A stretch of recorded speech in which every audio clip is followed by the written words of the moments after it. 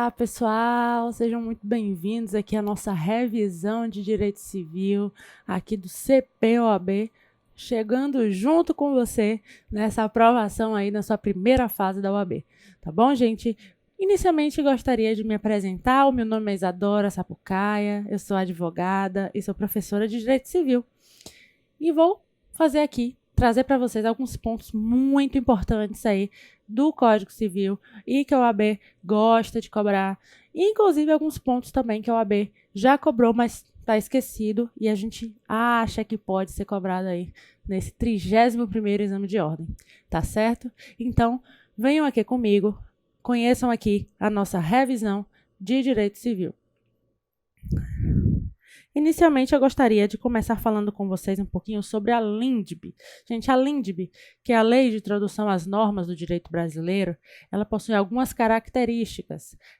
Ela está lá na Lei 13.000, anotem aí, Lei 12.376 de 2010.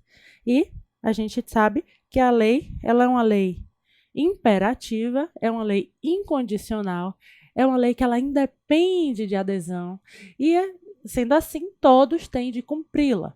É aquela velha frase que a gente aprende lá no iniciozinho da faculdade: ninguém se escusa de cumprir a lei alegando não conhecê-la. Então, a LINDB possui aí essas características, tá? Anotem isso, que a OAB gosta de cobrar essas características também. Vamos lá, seguindo. Falar um pouquinho agora sobre validade. A validade e a vigência da norma, a vigência da lei. Quando é que ela tem validade? Quando é que ela passa a viger? A regra, pessoal, é de que a lei passe a viger quando respeitado o período de vacatio legis. Ela é válida, publicada, e normalmente tem-se aí um período até a sua vigência oficial, que é um período chamado de vacatio legis. Isadora, mas o que é esse período? É um período de vacância da lei, é o período que tem aí, é uma lacuna que o direito permite que a lei crie para que as pessoas se adaptem a essa nova lei, a esse novo regramento, tá? Esse período chamado de vacatio legis, ele serve para isso. Existem leis mais brandas que normalmente dispensam esse período, como, por exemplo, a publicação de uma lei que determina que a praça X vai ter o nome tal, tal, tal. Essa lei ela não tem necessidade de haver aí um período de vacância, porque é só uma lei que estipula determinado nome a uma praça. Porém, a gente tem aí um maior dos exemplos, uma lei que causou um grande impacto aí para o direito brasileiro, que é a lei que determina o CPC, o nosso Código de Processo Civil de 2015. A gente sabe que no dia que ela foi publicada até a data da validade dela, foi respeitado o período de 1 ano de vacância. Ou seja, o CPC teve vacatio legis de 1 ano. Para isso é que serve a vacatio legis. O CPC ele trouxe inúmeras novidades, inúmeras mudanças no mundo processual civil e, consequentemente, nos demais processos. Então, foi necessário um período de 1 ano, que muita gente ainda considera pouco para todo o impacto que causou. Mas esse período da publicação e a vigência chama-se vacatio legis. Compreenderam? Então, vamos para mais um ponto importante aqui dentro de lei de introdução, para que nós possamos matar na hora da prova. Então, gente, eu quero que vocês anotem que a regra para esse período de vacância é que a própria lei estipule esse período. Porque nós vamos a lei vai entrar em vigor 30 dias depois, a lei vai entrar em vigor 1 ano depois, a lei vai entrar em vigor 90 dias depois. A regra é essa, que a lei determine, certo? Mas e quando a lei não determina? Qual é o prazo? Anotem aí, 45 dias. O prazo quando a lei não determina vacatio legis é de 45 dias. E esse prazo está lá no artigo 1º da LINDB. Correto? Anotaram? Então, vamos seguindo. Vamos falar um pouquinho agora sobre revogação. Gente, via de regra, a gente sabe que uma lei, ela não nasce para ser revogada, certo? Ela pode até ser revogada, mas, por exemplo, criei uma lei que vai regular tal coisa. Não quero que essa lei seja revogada. Essa lei a princípio ela não vai ser revogada. Mas a gente sabe que existem exceções a essa regra. E uma das exceções a essa regra é a perda da vigência da lei. Como, por exemplo, uma lei que regulamentou, lá na época da Copa, a lei que regulamentou a Copa do Mundo. Ela perdeu a sua vigência porque perdeu a eficácia. Ela não tinha mais para que ser aplicada. Ela regulou toda a Copa do Mundo naquele ano específico e acabou a Copa do Mundo, a lei, consequentemente, perde a vigência. Correto? Vamos lá. Agora vamos falar sobre um institutozinho muito importante, e que a FGV gosta muito, que é o Instituto da Repristinação. Gente, o que é a repristinação? Eu vou falar o conceito. Pode ser que vocês confundam um pouco, mas vocês vão entender certinho quando eu começar a falar aqui, explicar na tela, desenhando para vocês. A repristinação é quando existe uma lei, uma outra lei vem e revoga essa lei, uma nova lei revoga essa lei, e vem uma nova lei que revoga essa lei que revogou a anterior. Confuso, né? Então vamos lá entender essa questão da repristinação. Antes de explicar para vocês, eu preciso dizer que o Instituto da Repristinação, em regra, não se aplica no Brasil, ok? Existem exceções? Existe. Vamos lá? Gente, vamos lá. Vamos usar esse exemplozinho aqui. Lei A, Lei B e Lei C, tá? Vamos supor que exista uma Lei A. Aí vem a Lei B e revoga a Lei A. E passa a viger. Então, a Lei B está aqui vigendo. Só que aí, passa-se o tempo e surge uma nova lei, regulando o mesmo tema. E aí, essa nova lei vai revogar essa lei aqui. Ou seja, essa lei revoga a Lei B e passa a valer essa. E aí, eu lhes pergunto, essa Lei A, ela vai voltar a viger? Por regra, por determinação legal no ordenamento jurídico brasileiro? Em regra, não. E é isso que é a repristinação. É quando, por exemplo, a Lei C revogou a Lei B e aí passa automaticamente a viger a Lei A. E esse procedimento, ele não é aceito no Brasil via de regra. Ou seja, a Lei C revoga a Lei B não significa que a Lei A vai voltar a viger. Porém, existe uma exceção. Uma exceção. Quando, por exemplo, aqui nesse exemplo da Lei A, Lei B e Lei C, a Lei B revogou a Lei A. Se a Lei C revogar a Lei B e dizer que a Lei A vai voltar, aí sim. Aí sim vai valer sim a repristinação e vai ser considerada. Fora isso, em nenhuma hipótese vai acontecer a repristinação no Brasil, ok? Só quando a lei determinar. Captaram? Vamos seguir? Vou falar agora um pouquinho com vocês sobre obrigação contraída no exterior. Gente, eu tô com essa voz aqui um pouquinho, mas é porque eu tô bem gripada, resfriada.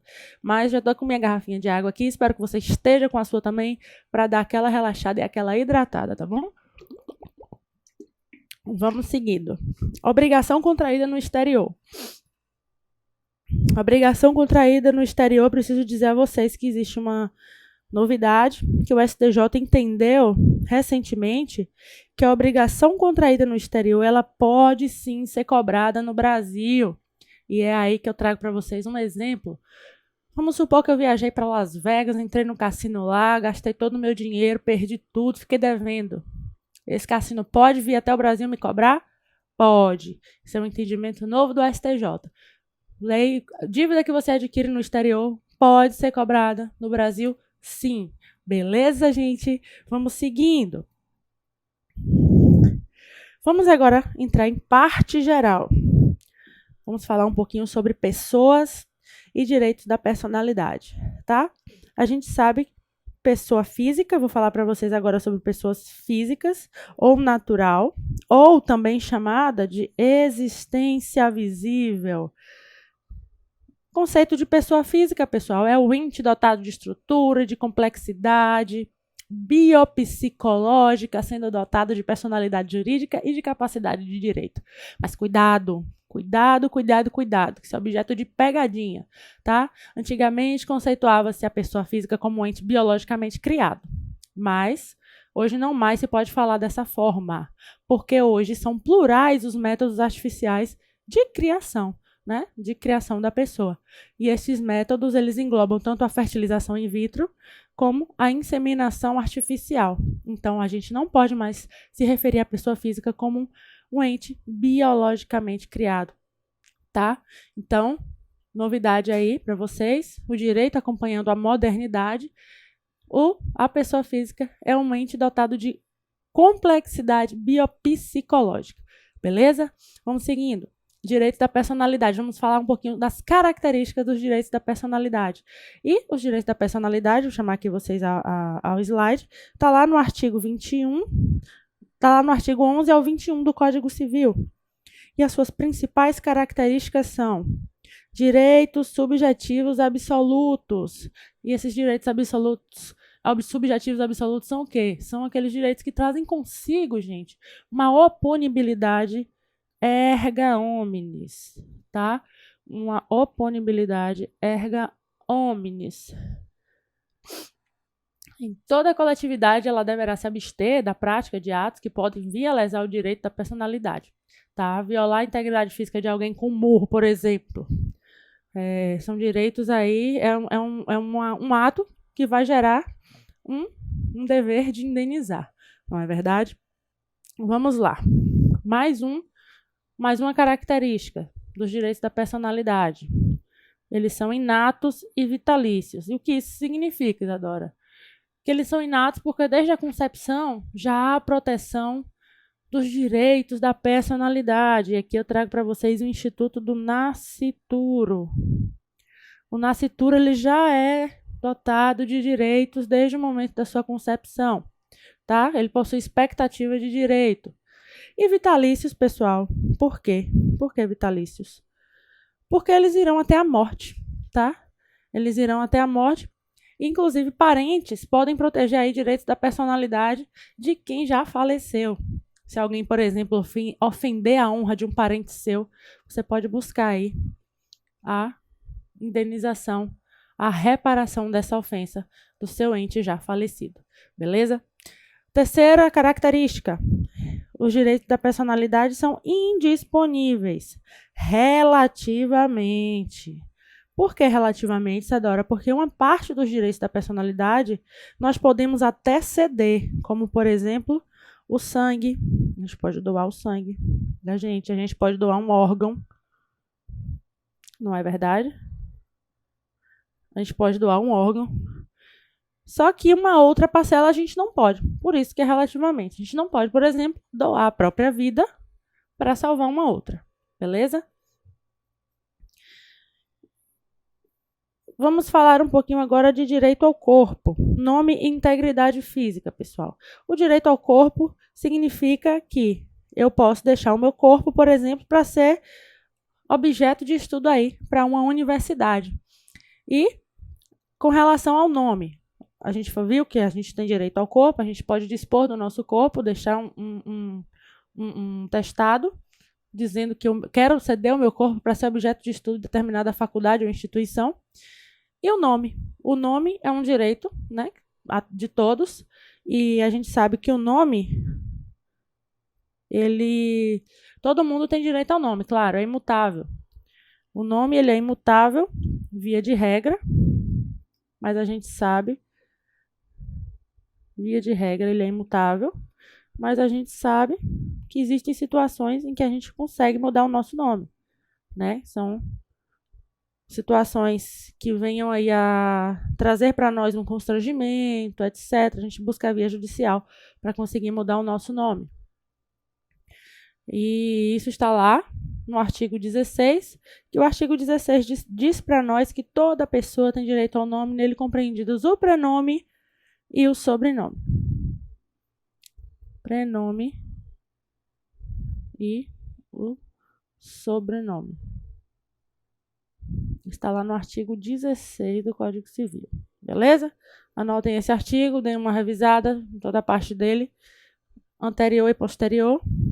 E assim passamos para emancipação, pessoal. Emancipação, que é nada mais do que a aquisição de capacidade plena antecipada, tá? A emancipação está lá no artigo 5º, parágrafo único, inciso 1 a 4. As hipóteses de emancipação estão lá no inciso 1 a 4. Desculpa, inciso 1 a 5 do Código Civil. Beleza? Vamos lá. A gente sabe que existe a emancipação voluntária.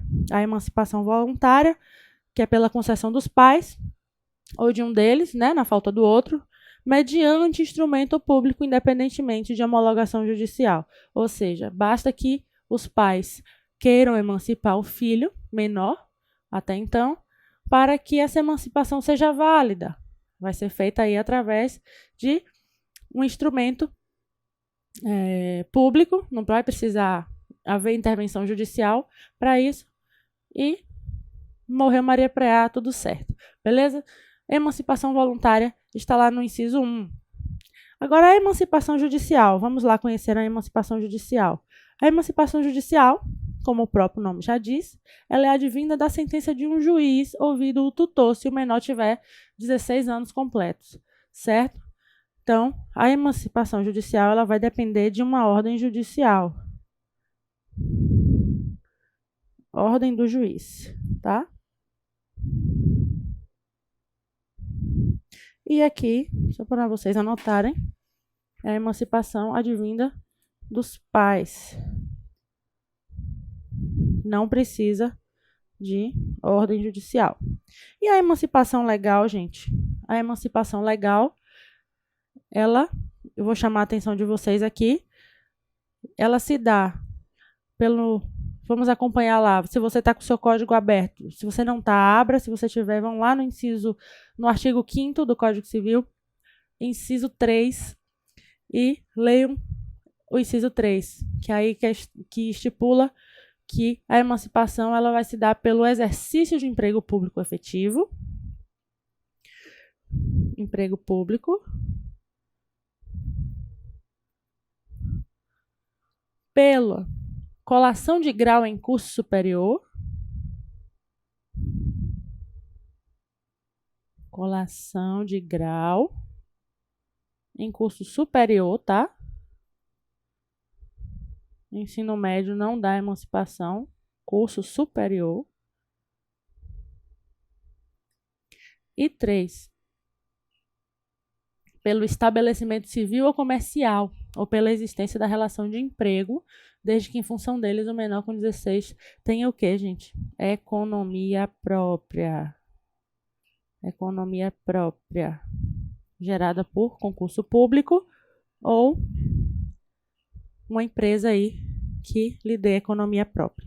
Certinho? Eu gostaria de lhes fazer agora um adendo, né? Para dizer que a emancipação, a hipótese de um dos incisos, que ela é dada pelo casamento, ela deixou de existir. Porque em virtude da Lei 13.000, vou anotar a lei para vocês, pode ser que ela seja cobrada nesse exame, hein? Lei 13.811 de 2019. Prestem atenção para tudo. A Lei 13.811 de 2019, ela proíbe completamente o casamento de menores de 18 anos.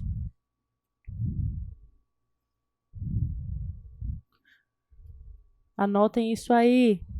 Preguem um post-it na parede, tá? A Lei 13.811 de 2019 proíbe o casamento entre menores de 18 anos, em qualquer hipótese. Não existe exceção a esta regra, ok? Então, a emancipação que antes era dada também pelo casamento deixa de existir, porque deixou de existir casamento entre menores de 18 anos. Ok? Podemos seguir? Vamos lá. Vamos falar agora um pouquinho, gente, sobre domicílio. Domicílio é um tema que a FGV gosta muito de pregar pegadinhas. Então, eu chamo vocês aqui a regra geral do domicílio, né? Que está aí. A pessoa natural, ela vai ter o domicílio no local em que estabelecer residência com ânimos definitivo. A regra geral é de que a pessoa física, ela estabelece a residência e isso vai se tornar o seu domicílio se o quê? Se possuir ânimos definitivos, se ela tem intenção de continuar ali por um bom tempo, beleza? Então, a regra geral, para vocês não esquecerem, que o domicílio da pessoa física é onde ela institui a residência com ânimos definitivos. Ok? Mas existem exceções a essa regra, Isadora? Claro que existem. Vamos lá. Existe um instituto chamado domicílio múltiplo, gente. O domicílio múltiplo é quando a pessoa ela pode ter mais de uma residência, tá? Mas, Isadora, que história é essa da pessoa ter mais de uma residência? Qual que vai ser considerado o domicílio dela? As duas. As duas residências fixas dessa pessoa podem ser consideradas o domicílio dela, certo? Vamos lá. Outra exceção, domicílio profissional. Que é comum hoje, gente, que a pessoa ela resida em um local e trabalha em outro. Ou em outros, né?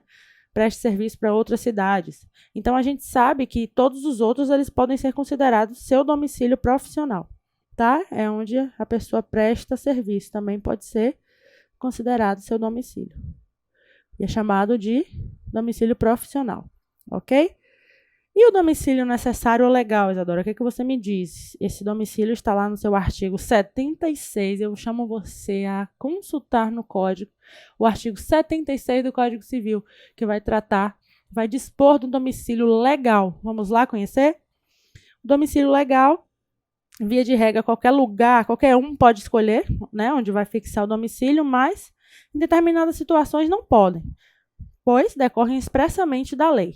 Certo? E isso está lá expresso no artigo 76, como eu disse, e vocês vão ver lá, que tem domicílio necessário ou legal, o incapaz, o servidor público, o militar, o marítimo e o preso.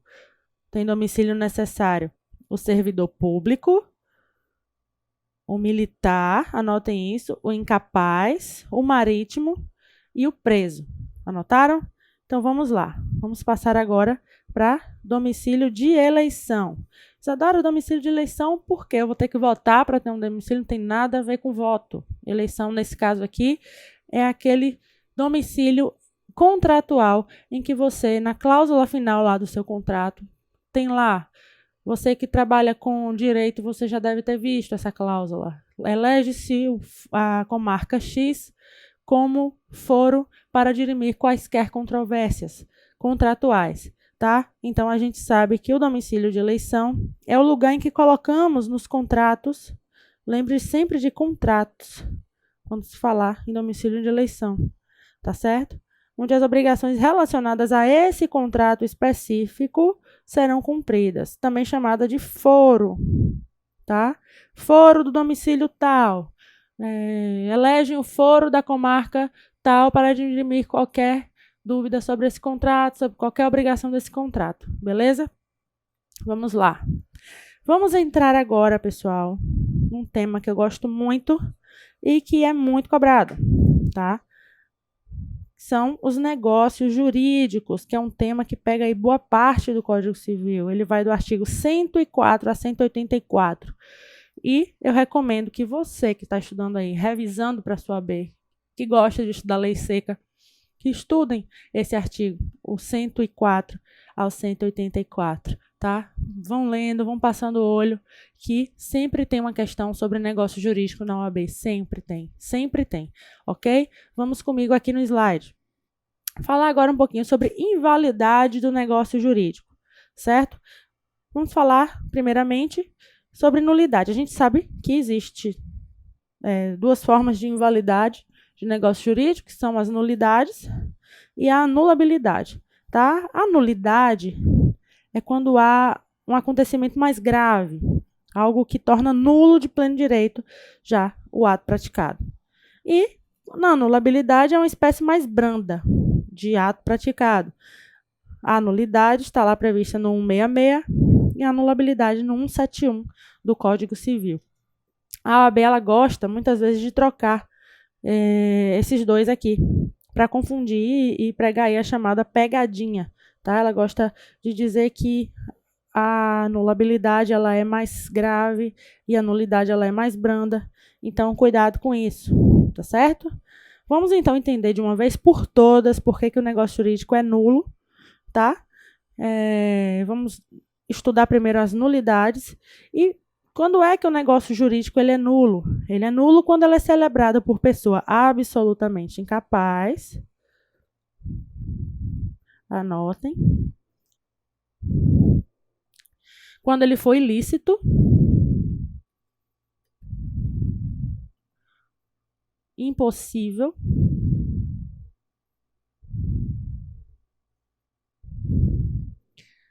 Ou indeterminado.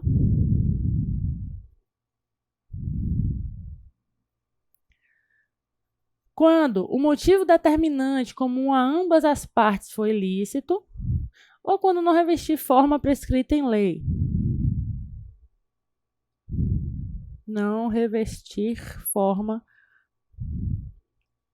prescrita em lei.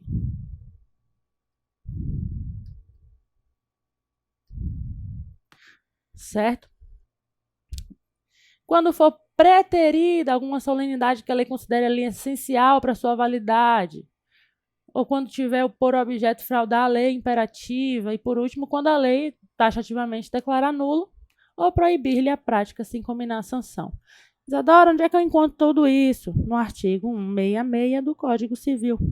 Está lá expresso no artigo 166 do Código Civil. E por outro lado, gente, nós temos a anulabilidade. A anulabilidade é o que torna nulo, é o que torna anulável o negócio jurídico. Além dos casos expressamente declarados na lei por incapacidade relativa, aqui a gente sabe que é incapacidade absoluta, aqui relativa.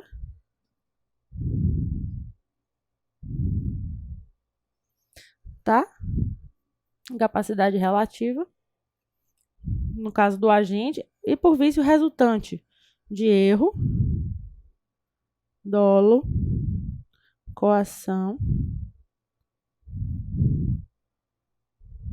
estado de perigo,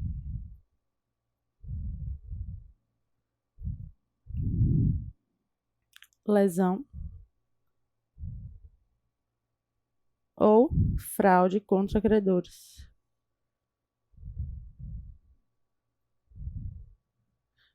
Então, a anulabilidade, ela se dá por vício resultante dessas situações aqui, tá? Peço que vocês estudem no código aí de vocês cada situação dessa, porque cada situação dessa, se a gente for estudar, eu vou precisar de 1 hora para cada uma, e eu só tenho 1 hora aqui com vocês, então peço que vocês estudem pelo Código Civil os artigos relacionados a esses vícios de consentimento, beleza? Também tem aqui a simulação, que é o vício que gera nulidade. Simulação. Tá? Também está aí no Código Civil. Vamos ver, gente, agora em um gráfico que eu preparei aqui para vocês, as principais diferenças. Esse gráfico vocês precisam fotografar, peço que vocês fotografem ou printem a tela, para que no dia da prova vocês levem com vocês para fixar. Vamos lá? Nulidade, artigo 166, viola interesses públicos. A anulabilidade viola interesses privados, está lá no artigo 171 do Código Civil. A nulidade ela é alegada por qualquer interessado, Ministério Público, juiz. O juiz pode declarar nulidade ex officio, e essa declaração está lá no artigo 168 do Código Civil. Já a anulabilidade, somente a parte interessada pode suscitar, tá? Isso está lá disposto no artigo 177, segunda parte. Na nulidade, não convalescem pelo decurso do tempo, não podendo ser confirmadas ou retificadas, tá? Então, ela vai ter aí um prazo imprescritível, ela não vai se tornar válida com o tempo. É isso que ele quer dizer com não convalescem, tá? É isso que a lei quer dizer que não convalescem. Ela nunca vai se tornar válida ou retificada com o tempo, tá certo? E a anulabilidade, ela poderá se tornar válida, tá? Então, admite-se o convalescimento, pelo decurso do tempo, tá? Existe aí a decadência para se recorrer a essa anulabilidade. Porém, ela admite uma confirmação e eu estou aqui recebendo a mensagem de que eu cheguei na metade da aula, mas vamos seguindo, a gente vai conseguir dar tudo que eu tenho para dar para vocês. E a anulabilidade, ela admite confirmação, ato da própria parte confirmar, podendo ser expressa ou tácita, ok? É um ato aí do representante. A gente já viu que ato decorrido de erro, dolo, coação, estado de perigo, fraude contra credores, e na nulidade a simulação, beleza? Na nulidade, como é que você requer a nulidade de determinado ato? Como é que ele pode ser declarado? Através de uma ação declaratória. Nessa ação declaratória vai se requerer o reconhecimento do não preenchimento dos requisitos de validade. Anotem isso. Vai pedir o reconhecimento do não preenchimento dos requisitos de validade. E elas são imprescritíveis, tá? São imprescritíveis, como eu já falei. Já na anulabilidade, entra-se com uma ação anulatória. Anulatória, anotem isso. A ação, uma é declaratória, a outra é anulatória. A FGV gosta de cobrar isso, como pegadinha, trocar um com o outro, tá? E na anulatória vai pedir o quê? A anulação do ato praticado. E sobre esses prazos decadenciais, você vai ver lá no artigo 178 e 179. E a eficácia é ex tunc para os dois, tá? Tunc, tunc. Não se esqueçam, é tunc, tunc. Ok? Vamos seguir? Vamos falar sobre prescrição agora, pessoal. Prescrição. Prescrição, pessoal, é a extinção da pretensão pelo seu não exercício nos prazos previstos em lei. Extinção da pretensão pelo seu não exercício nos prazos previstos em lei. Esse é o conceito de prescrição que eu trago aqui para vocês, tá? Então, a prescrição, ela pode ser arguida de ofício? Sim, ela pode. Você pode arguir em qualquer tempo, em qualquer grau de jurisdição, beleza? E trago para vocês aqui os artigos que tratam das causas de suspensão e impedimento da prescrição, que estão lá no artigo 197 a 201 do Código Civil.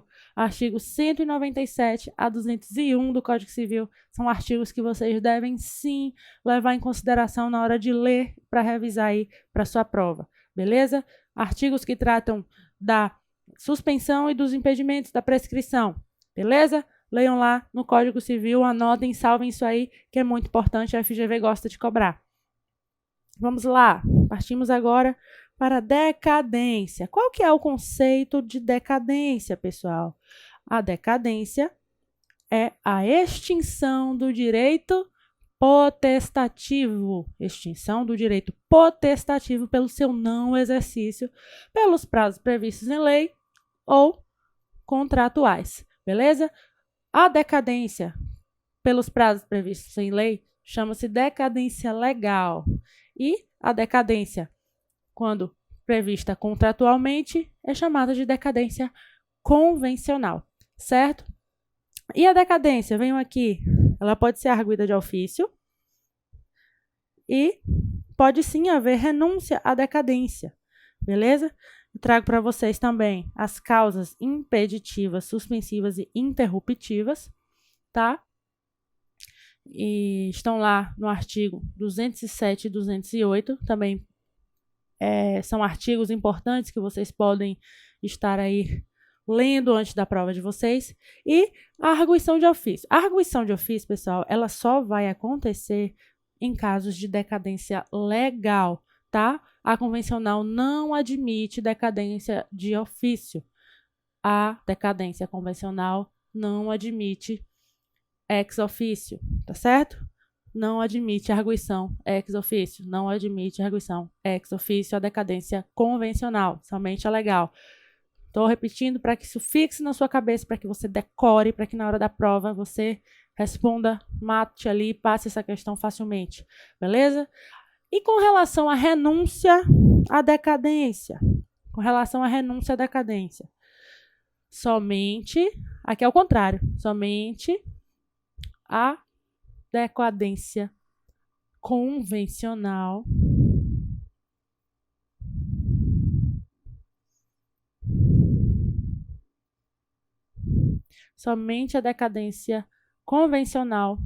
é que pode ser renunciada, beleza?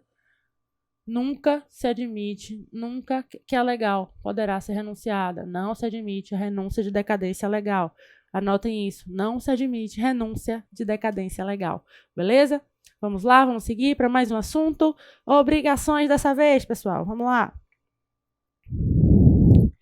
Obrigações. Obrigações nada mais é do que o direito, que também é chamado de direito pessoal, tá? Uma vez que a sua satisfação ela depende aí de um comportamento de uma pessoa, né?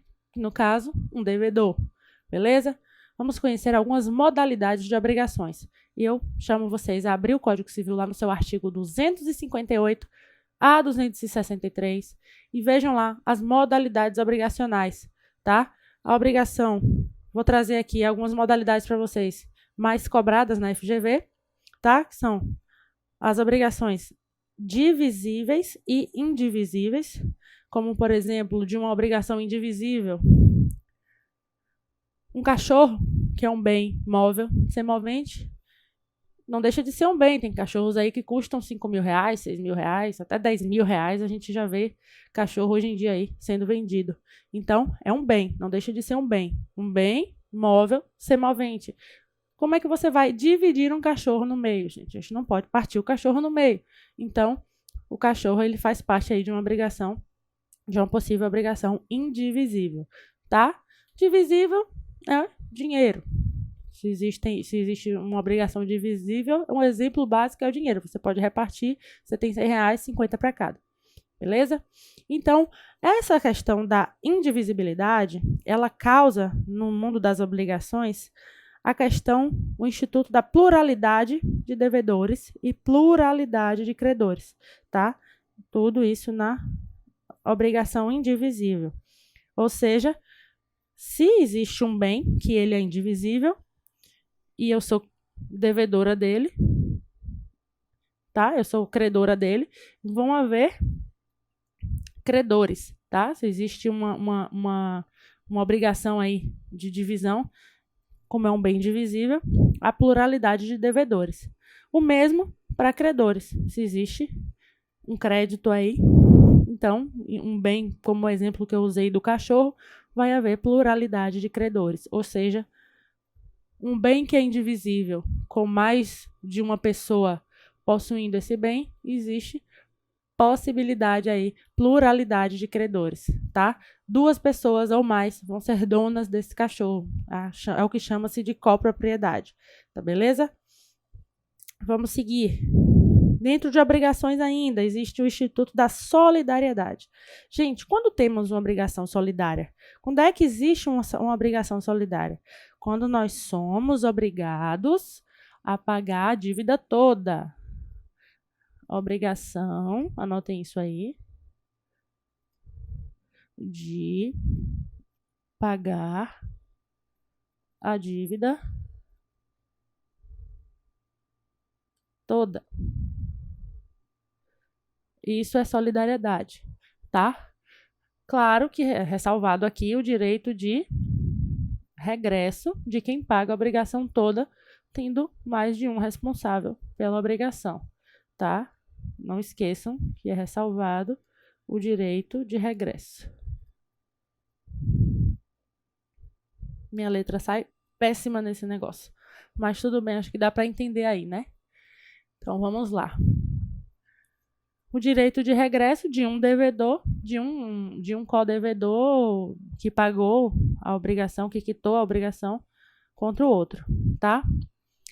E um ponto aqui que eu quero chamar a atenção de vocês, que é um ponto da exoneração e da remissão. Exoneração e remissão, tá? Diz respeito a esses 2 institutos, está relacionado aí à solidariedade passiva, tá? Solidariedade passiva, ou seja, quem deve. E se o credor exonera ou renuncia à solidariedade, um dos credores solidários, no caso o devedor solidário exonerado, ele continua sendo devedor. Então, Isadora, o que vai acontecer? O que acontece na exoneração? Se o credor exonera aí o devedor solidário e ele continua sendo devedor. O que acontece, gente, é que ele deixa de ser devedor solidário, tá? Ele deixa de ser devedor solidário, ele passa a ser devedor apenas da cota-parte que ele devia junto com outra pessoa, junto com outro devedor, tá bom? Ele não mais responde pela dívida inteira, certo? E sim, somente pela cota-parte da dívida que caberia a ele, certinho? E com relação à remissão, Isadora, com relação à remissão, a gente viu a exoneração, agora a gente vai ver a remissão. Na remissão, ele não vai dever nem a sua cota-parte. Quando um credor faz a remissão da dívida para determinado devedor, ele deixa de ser devedor por completo. Ele não vai dever nem mais a cota-parte dele. Ele simplesmente deixa de dever. Olha que maravilha. Quem não quer uma remissão de dívida aí? Eu estou querendo. Vamos lá.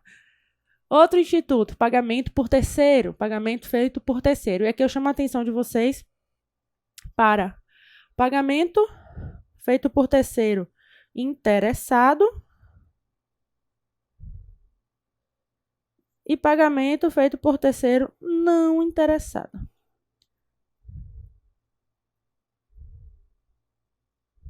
Pagamento feito por terceiro é o seguinte, gente. Existindo uma dívida, o pagamento da dívida ele poderá ser feito por uma terceira pessoa. Sim, que não devedor. Beleza. Entendido isso, esse terceiro ele pode ser denominado terceiro interessado ou não interessado. O terceiro interessado, como o próprio nome já diz, ele tem interesse na quitação da dívida, pois ele pode aí ter o seu patrimônio atingido, o seu patrimônio constrito, se não houvesse pagamento. Um exemplo clássico de devedor interessado, o fiador. O fiador, ele pode quitar a dívida para que a dívida ali, uma futura penhora, uma futura execução, não venha atingir os seus bens, dados em garantia, em determinado contrato, beleza?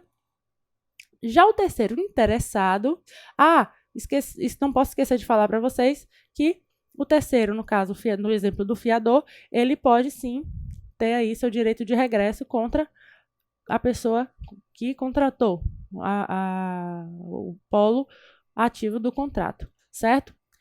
E o terceiro não interessado? Um terceiro não interessado é um exemplo clássico, um pai que paga a dívida do filho. Um pai que paga a dívida do filho, ele não pode pedir o reembolso ao filho, acaso pague em nome do filho. Anotem isso. O pai que paga a dívida do filho, se ele pagar a dívida em nome do filho, ele não pode pedir o regresso, ele não pode pedir o reembolso. Beleza?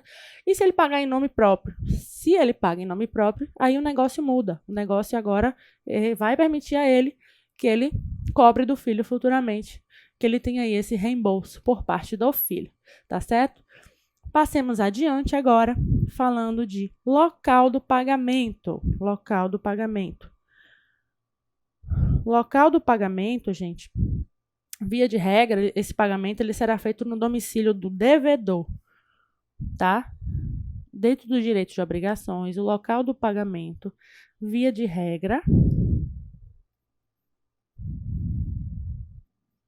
domicílio do devedor. Anotem isso aí, certo? Domicílio do devedor. A gente chama essa dívida aí de quesível, quando ela é feita no domicílio do devedor, tá? Quesível.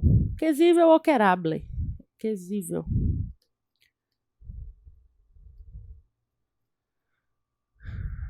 Então, essa dívida aí é chamada de dívida quesível.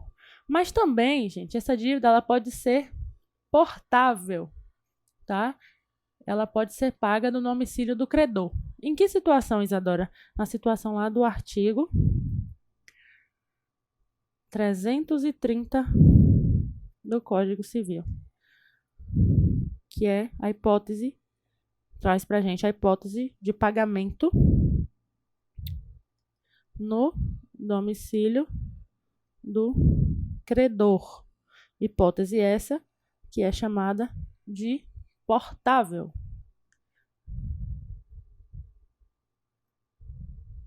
Gente, esses institutos, eu chamo a atenção de vocês, porque a FGV, ela meio que esqueceu um pouquinho desses institutos. Então, atenção nisso aqui, que pode ser que volte com tudo. Pode ser que nesse exame seja cobrado. Então, fica aí de aposta para vocês. Atenção aqui nessa questão do domicílio, do local do pagamento.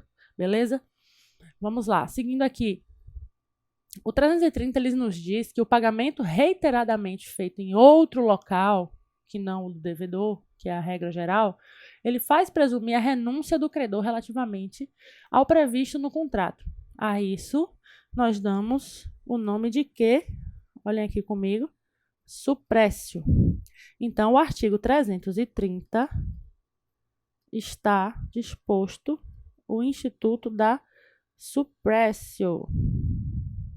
Certo, gente? O artigo 330 do Código Civil traz aí pra gente a suprécio. Certinho? Vamos passar agora para contratos. Contratos é aqui comigo agora. A gente vai estudar evicção. Evicção, que é um tema que a FGV ama cobrar. Ama cobrar. A FGV não esquece a evicção, ao contrário da suprécio. A FGV ama a evicção, ama vício redibitório. Recentemente cobrou o vício redibitório, cobrou a evicção e a gente vai trabalhar esses dois institutos aqui agora. Certinho? Vamos lá. Contratos. Vamos falar sobre a evicção. A evicção, gente, ela está tratada lá no artigo 447, tá? 447 a 457. São 10 artigos que tratam exclusivamente de evicção. E eu preciso dizer a vocês que a evicção, ela é uma perda que ela pode ser parcial ou total, tá? De um bem, essa perda ela é a perda de um bem, total ou parcial, por motivo de quê? Por motivo de decisão judicial ou ato administrativo que se relacione à causa pré-existente ao contrato. Isadora, eu não entendi nada. Me explique melhor isso aí. Vamos lá aqui comigo no slide. Um exemplo que eu vou dar a vocês, para que vocês entendam de uma vez por todas, é a venda de um automóvel. Temos um automóvel, vou desenhar aqui, automóvel, que foi vendido pela pessoa X à pessoa Y. A pessoa vendeu um automóvel, a pessoa X vendeu um automóvel à pessoa Y.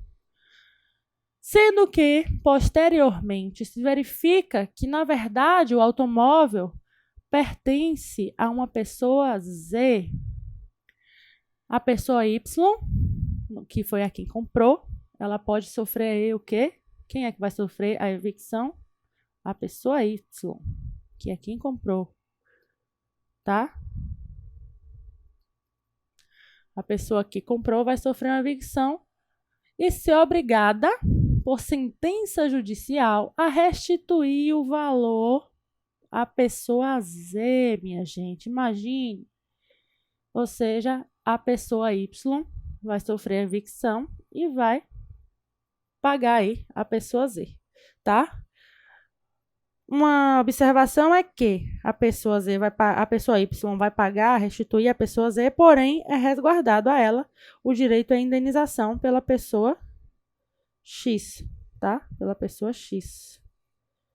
Após a indenização à pessoa Z, ela pode solicitar aí o seu direito de regresso à pessoa X, que foi quem vendeu um carro, que foi quem vendeu um automóvel alienado para ela. Certo? Então, a pessoa X aí, no final, vai ser a responsável pelo prejuízo sofrido com a evicção.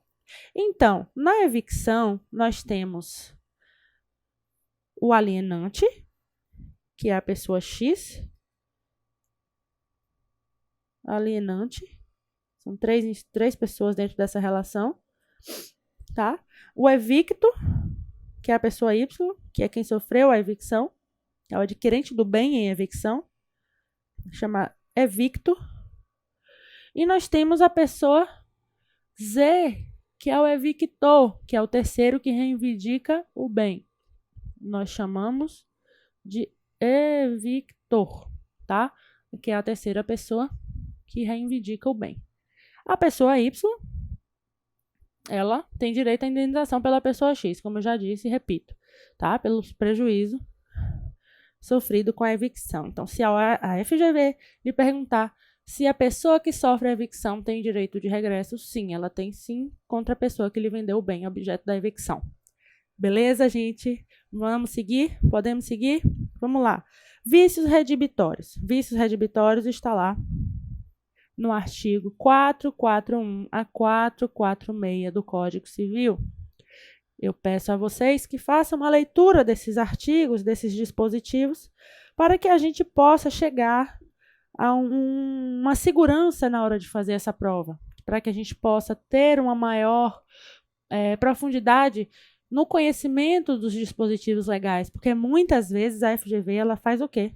Ela copia o dispositivo legal e coloca lá, ou com alguma alteração para ser uma resposta falsa, ou sem nenhuma alteração para ser uma resposta verdadeira. Por isso que é muito importante nessa primeira fase você estudar pela letra seca da lei e por questões. Quanto mais questões você fizer, mais chances de ser aprovado você tem. E vamos lá para vícios redibitórios, pessoal. Vícios redibitórios. Dentro de vícios redibitórios, nós sabemos já que está lá no artigo 441 e 446 do Código Civil.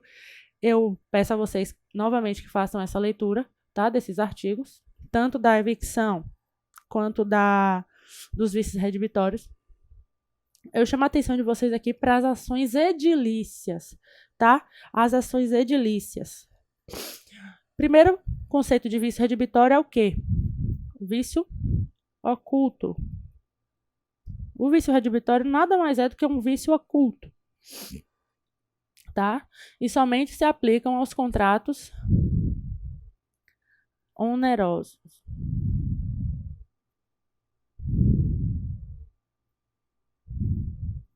O vício oculto que se aplica a contratos onerosos, certinho? Eles não se aplicam em contratos gratuitos. Porém, existe uma regra, uma exceção a essa regra, de que se aplica somente aos contratos onerosos. Os vícios redibitórios se aplicam em regra aos contratos onerosos, mas há aí uma exceção. Uma exceção à regra. E que exceção é essa, Isadora? Essa exceção está lá no 441, parágrafo 1º do Código Civil. 441. Desculpa, gente. Parágrafo único. Único do Código Civil, tá? Que fala da doação onerosa, que é a doação onerosa, que é a doação modal ou doação com encargo.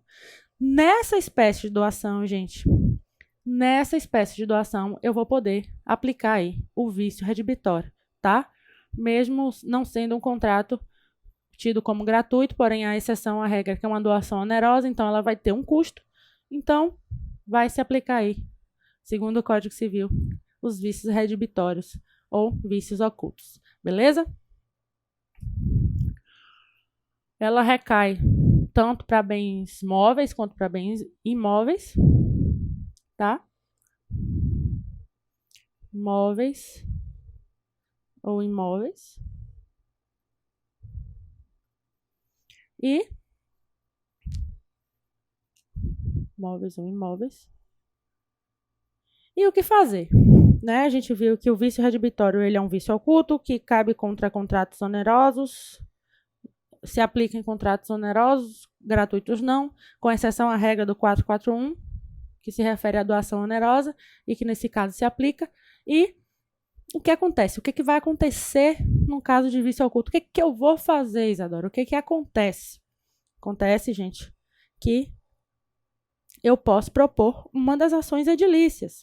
E é aí que eu entro em ações edilícias.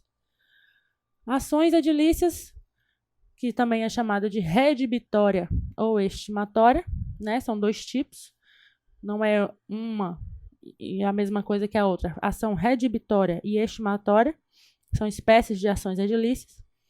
E também chamada aí, a estimatória, também chamada de quantis minores. Eu ia escrever aqui, mas eu já coloquei no slide. A estimatória, que também é chamada de quantis minores, tá? Então, nós já vimos que as ações edilícias são dois tipos, redibitória e estimatória, também chamada de quantis minores, repetindo. E a ação redibitória, na ação redibitória, o que eu quero nas ações redibitórias, gente? Deixa eu puxar uma seta aqui, não sei para onde mais. Nas ações redibitórias, eu quero resolver, tá? Eu quero resolver a situação, o vício oculto. Resolver de uma vez por todas. Eu vou devolver a coisa. Eu quero meu dinheiro de volta. Tá? Por favor, me devolva meu dinheiro de volta. Essa é a ação redibitória. E a estimatória? A estimatória, na ação estimatória, ou quantis minores, conserva-se o contrato. Ou seja, eu não vou resolver o contrato. O contrato ele vai ser conservado. E o que se vai requerer nessa ação aqui estimatória é o abatimento do preço. Na ação estimatória, vai se pedir aí o abatimento do preço. Certo, pessoal? Então, repetindo, ação redibitória, pede-se resolver a coisa. A ação redibitória pede-se para resolver a coisa. Ou seja, eu devolvo a coisa e você me devolve meu dinheiro de volta. Já na estimatória, o que se pede é que o contrato seja mantido, mas que o valor do contrato seja aí abatido, seja diminuído, em face da desvalorização causada aí por esse vício oculto que só foi descoberto depois, tá bom?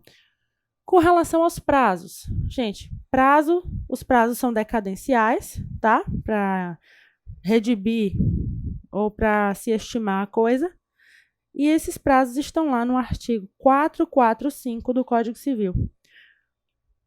Estudem lá o artigo 445 do Código Civil, que estão lá, vocês vão encontrar os prazos relacionados aos vícios redibitórios e de quando você vai poder redibir e quando você vai poder estimar a coisa. E, pessoal, o meu tempo está acabando, infelizmente. Vou parar por aqui. A professora Raquel Bueno vai continuar com a revisão de Direito Civil. Ela vai continuar da parte de responsabilidade em diante. E espero que vocês tenham gostado dessa revisão.